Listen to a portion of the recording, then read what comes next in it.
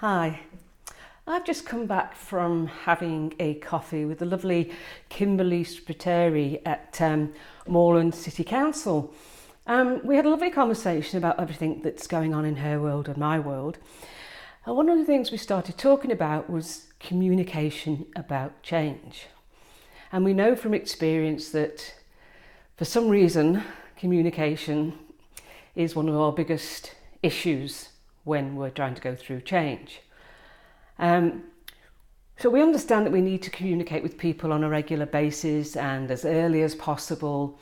But one of the things we talked about was the channels. And, email is probably the worst channel to communicate things about change. It's one way, pretty much. I always say email is broadcasting.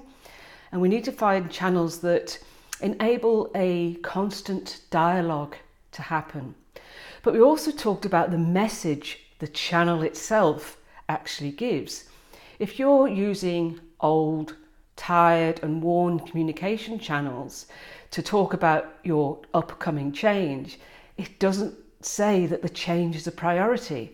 It doesn't say that the change is exciting. It doesn't say that the change is new.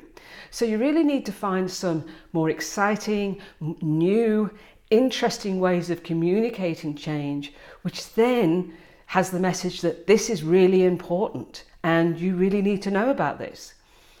It is a challenge because you could have town hall meetings and brown bag lunches, but you can't force people to come along.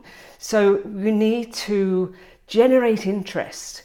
We also talked about having visuals up on a wall, just some posters, nothing extravagant. Find someone in the organisation who's good at drawing, that shows a end user journey today and tomorrow, a customer journey today and tomorrow, a constituent journey today and tomorrow. So people see and immediately can understand the message you're trying to convey. That sparks interest. We also talked about things like postcards from the future, which is in my book, Game On, Change is Constant, and lots of other ways. We talked about the communication platforms like Slack and Jive and Yammer. Find one that people want to use and set up communities of discussion. The key thing is you have to be in there and you have to be answering the questions. We also talked about putting up question boards.